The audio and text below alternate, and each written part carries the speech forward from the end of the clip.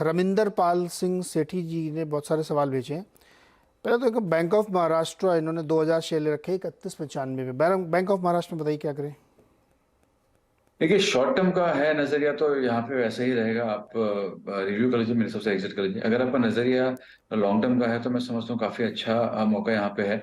अगर आप इसके मंथली चार्ट से अगर देखते हैं तो काफी वॉल्यूम के साथ में अपने प्रीवियस जो है को तोड़ा है। और जो पिछले 4 या 5 साल से एटलीस्ट ये लोग जो छोटे स्मॉल पीएसयू बैंक है, ये लो टॉप लोअर बॉटम बना रहे थे। ये सिलसिला चेंज होकर अभी हायर टॉप हायर बॉटम बना है। तो चाहे बैंक ऑफ महाराष्ट्र ले लो, आप आईओबी ले लो और सेंट्रल बैंक ले लो, ये सारे के सारे जो बैंक्स हैं इन्होंने अपना ट्रेंड रिवर्सल दिखाया है, मल्टी ईयर ट्रेंड रिवर्सल दिखाया है। तो यहाँ पे आपको, अगर आपका नजरिया 2 साल का है तो बिल्कुल बने रहना चाहिए। काफी अच्छा अपसाइड आपको यहाँ से देखने मिल सकता है वॉल्यूम आपके साथ में। लेकिन अगर आपका नजरिया शॉर्ट टर्म का है कि मैं 15-20 दिन 1 महीने के लिए रखूंगा, तो वहां पे आपको एग्जिट कर लेना चाहिए, क्योंकि यहाँ पे PSU banks on a very immediate basis पे प्रेशर आपको देखने मिलेगा। गौरव, इन्होंने बहुत सारे पीएसयू बैंक ले रखे, PNB, Punjab and Sind bank, सब पे लगभग यही राय होगी कि साल 2 साल रुकना है तो ठीक है, अदरवाइज नहीं। जी बिल्कुल, इस सारे बैंक्स काफी काफी बेहतरीन लग रहे हैं अगर आपका नजरिया 2 साल का अगर है तो। पंजाब सिंध तो मुझे एक वापस चेक करना पड़ेगा, लेकिन पीएनबी हो गया। आप देखिए 2 साल का कंसोलिडेशन था, यहाँ पे भी डबल बॉटम बन रहा था। हम्म। ट्रेंड रिवर्सल आपको देखने मिल गया। और वहीं अगर आप दूसरे छोटे से बैंक अगर देखोगे तो वहां पे आपको हो गया। प्राइमरी आप देखिए यूनियन बैंक काफी भाग चुका था, तो यहाँ पे मैं उतना असर नहीं दिखाऊंगा। बट ये कैनरा बैंक हो गया या आप इंडियन बैंक हो गया, तो ये सारे बैंक जो है ये अच्छे लग रहे हैं। लेकिन अगर मुझे बाय करना है तो अगर नीचे आ रहा है तो मैं फ्रेश एंट्री वहां पे करूंगा। अगर ऑलरेडी है तो या तो मैं अपना नजरिया बदलूंगा कि मुझे 2 साल का नजरिया तो मैं रखूंगा। शॉर्ट टर्म का है, टोटली अवॉइड कीजिए या उसको एग्जिट कीजिए। ओके, चलिए एक सवाल लेते हैं। जीत सिंह मुंबई से हमारे साथ जुड़े हैं। जीत जी नमस्कार, बताइए क्या सवाल है। मेरा वो नाम है। हेलो। हेलो। जी। हाँ, गोवा कार्बन का है 60 शेयर, 604 रुपये। अभी क्या करना चाहिए? अभी बहुत नीचे चला गया। 460 चला गया है। हाँ, 604 पे लिया था। तो स्टॉप अभी लॉस तो नहीं लगाया था क्या? 470, अभी तो 470 चल रहा ना। हाँ तो 460 हो गया, 46।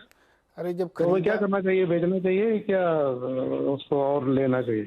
सुनो तो पहले, आप एक मिनट, आप सुनो, मेरे सवाल सुनो। स्टॉप लॉस लगाया था, किस लिए लिया था?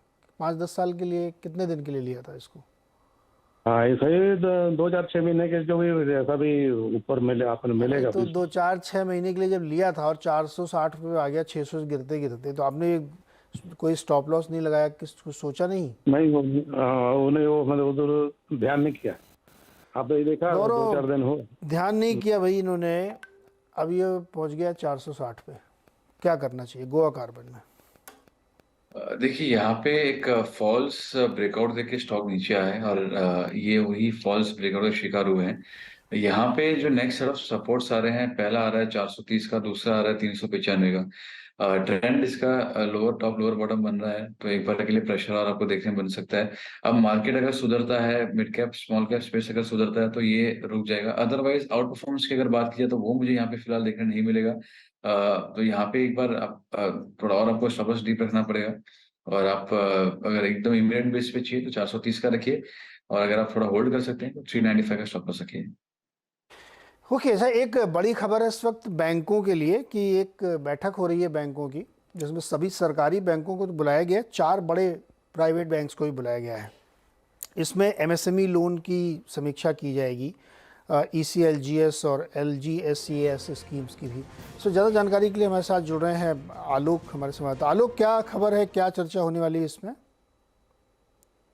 देखिए, जो दो मेजर स्कीम है जो कोविड के समय में लॉन्च की गई थी एमएसएमई सेक्टर को सपोर्ट करने के लिए, emergency credit and guarantee scheme और दूसरा loan scheme for Covid affected sectors. ये दोनों स्कीम्स को लेकर इस बैठक में रिव्यू होगी और बैठक की अध्यक्षता जो डीएफए सेक्रेटरी है विवेक जोशी करेंगे। तमाम सरकारी बैंक भी आएंगे और प्राइवेट बैंक भी इसमें शामिल होंगे। Axis bank, ICICI bank, HDFC bank और कोटक महिंद्रा बैंक इसमें शामिल होने वाले हैं। इसमें यही कोशिश की जाएगी कि पूरे अभी तक क्या इसका हिसाब किताब रहा है, कितनी प्रोग्रेस रिपोर्ट हुई है। हालांकि देखिए, तो प्राइवेट सेक्टर बैंक का बहुत ज्यादा इस लोन में योगदान नहीं रहा है, तो उनका योगदान किस तरह से बढ़ाया जाए, इस पर भी चर्चा होगी। और खासतौर से जो स्कीम 2023 मार्च तक थी, इसको आगे एक्सटेंड कैसे करना है, क्योंकि आपको याद होगा कि बजट में ही वित्त मंत्री ने 9,000 करोड़ रुपए का एक अमाउंट एलोकेट किया था और कहा था कि रिवैम्प्ड स्कीम इसको आगे लाया जाएगा। तो अब सरकार ये देख रही है कि ये दोनों जो स्कीम है कितना एमएसएमई सेक्टर को राहत दे चुकी है, आगे और किन सेक्टर्स में जरूरत है और ये आगे कब तक बढ़ाया जा सकता है। तो इन्हीं मुद्दों पर इस बैठक में जो 12 बजे से अभी दोपहर से शुरू होने वाली है उसमें चर्चा होगी और पूरी एक रिपोर्ट कार्ड सभी बैंकों की भी ली जाएगी और आगे इसके एक्सटेंशन पर भी चर्चा होगी। ओके आलोक, नज़र बनाए रखिए, जब कुछ बड़ा आउटकम निकलेगा तो हम लोग इस पर दोबारा एक बार आपसे जानकारी लेंगे। चलिए वापस लौटते हैं अपने दर्शकों की तरफ जो सवाल पूछना चाहते हैं। अगला सवाल पूछना चाहते हैं अभिलाष वर्मा बेंगलुरु से। अभिलाष जी नमस्कार, सवाल पूछिए सर। जी, मेरे पास 2 शेयर्स हैं एक्चुअली। एक है इंडियन ओवरसीज बैंक के 1500 शेयर हैं एट द रेट ₹32 और दूसरा है मान एल्यूमिनियम लिमिटेड के 200 शेयर हैं मेरे पास ₹240 पे। दोनों में मेरा लॉन्ग टर्म का व्यू है, क्या करना चाहिए? गौरव बताइए, इंडियन ओवरसीज बैंक 32 रुपए पे लिया है।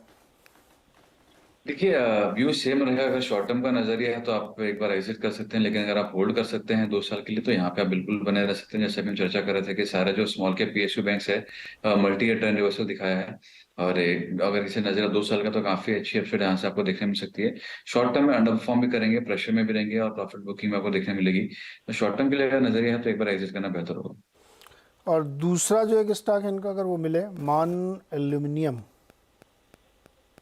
यहाँ पे अगर आप देखें तो यहाँ पे डाइवर्जेंस आपको वीकली चार्ट पे देखने मिलेगा। स्टॉक ने ऊपर गया लेकिन आरएसआई में आपको देखने नहीं मिला है। तो यहाँ पे थोड़ा सा बने रही, महीने के होंगे बहुत स्थितियां खराब हो रही हैं, लेकिन प्रॉफिट बुकिंग आपको यहाँ पे एक बार देखने मिल सकती है। यहाँ पे जो मैं आपको स्टॉप लॉस हो जाऊंगा करंट मौजूदा स्तरों में होगा, वो होगा एकदम इमीडिएट बेस के ऊपर अगर देखा जाए तो 183 का होगा। तो उसके नीचे अगर जा रहा है तो एक बार एग्जिट कीजिए। 183 का स्टॉप रखिए, उससे नीचे जाता है तो निकलिए इसमें से। अगला सवाल विमल कुमार का दिल्ली से। विमल जी नमस्कार, सवाल पूछिए सर। सर मेरे पास HAL के 2575 के 50 शेयर हैं। तो इसमें क्या करना चाहिए? स्टॉक तो अच्छा है बट इसको सर होल्ड करना चाहिए। मेरा नजरिया है सर 1 से 1.5 साल का है। और एक सवाल और है सर कि मुझे 2 लाख रुपए या 3 लाख रुपए डालना है मार्केट में, तो क्या रिलायंस रिलायबल है, इंफ्रास्ट्रक्चर में डाल सकते हैं? ओके गौरव बताइए क्या करना चाहिए, दोनों सवालों के जवाब। देखिए एचएल के अगर देखेंगे तो यहाँ पे एक अच्छा अपट्रेंड में है, मल्टी ईयर अपट्रेंड में है और एक राइजिंग ट्रेंड के सपोर्ट को सस्टेन कर रहा है। अपने वीकली चार्ट से मूविंग एवरेज को सस्टेन कर रहा है। तो अगर आपका नजरिया अगेन सेम बात है, अगर आपका नजरिया एटलीस्ट 6 महीने का है तो आप इसमें होल्ड कर सकते हैं। एक छोटा सा ब्रेकआउट हमको देखने मिला था, अभी उसके करीब वापस आया है, अटेम्प्ट कर रहा है। सस्टेन अगर हो गया ब्रेकआउट तो एक वापस से अपसाइड आपको देखने मिल जाएगी। तो अगर मैं डिफेंस स्पेस में देखा जाए तो मुझे एचएल जो है वो थोड़ा रिलेटिवली स्टेबल लगता है। आप कंपेयर कर लीजिए बीईएल से या बीडीएल से जो ब्रेकआउट देने की बाकी है अभी तक, तो ये थोड़ा अच्छा लग रहा है। यहाँ पे आप बने रह सकते हैं। और दूसरा इन्होंने 2-3 लाख रुपए किस में लगाना चाहते हैं आप बताइए सर? एक रिलायंस में, क्या रिलायंस इस लेवल पे रहेगा या किसी इंफ्रास्ट्रक्चर में डालते हैं? मैं सपोर्ट रेंज में है अभी, बट क्या इससे अभी इन्वेस्ट कर सकते हैं? मतलब मैं 2-3 साल 4 साल भी रुक सकता हूँ रिलायंस में। तो गौरव 2-3-4 साल के लिए रिलायंस में 2 लाख रुपए लगाएं इस समय? भी कर सकते हैं। एक अच्छा करेक्शन ऊपरी देखने मिल गया, स्टॉक ऑलरेडी अप ट्रेंड में है, तो यहाँ पे आप एक बार निवेश कर सकते हैं। आप रिव्यू हमेशा कीजिए, आप भले ही 4 साल 5 साल रखें।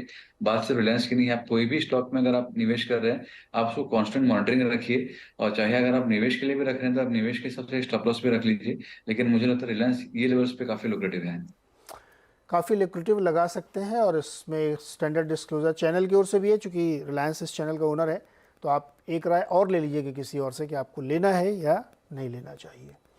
गौरव बहुत बहुत शुक्रिया हमारे साथ जुड़ने के लिए, बहुत सारे सवालों के जवाब देने के लिए, मदद करने के लिए। और मार्केट की जो स्थिति तस्वीर है इस समय वैसे ही कमज़ोर बनी हुई है, 170 पॉइंट के आसपास फॉल है। छोटा सा एक ब्रेक के बाद खिलाड़ी नंबर 1 शो देखिए। बता दें कि मनी कंट्रोल पर दिए गए विचार एक्सपर्ट्स के अपने निजी विचार होते हैं। वेबसाइट या मैनेजमेंट इसके लिए उत्तरदायी नहीं है। यूजर्स को मनी कंट्रोल की सलाह है कि कोई भी निवेश निर्णय लेने से पहले सर्टिफाइड एक्सपर्ट की सलाह लें।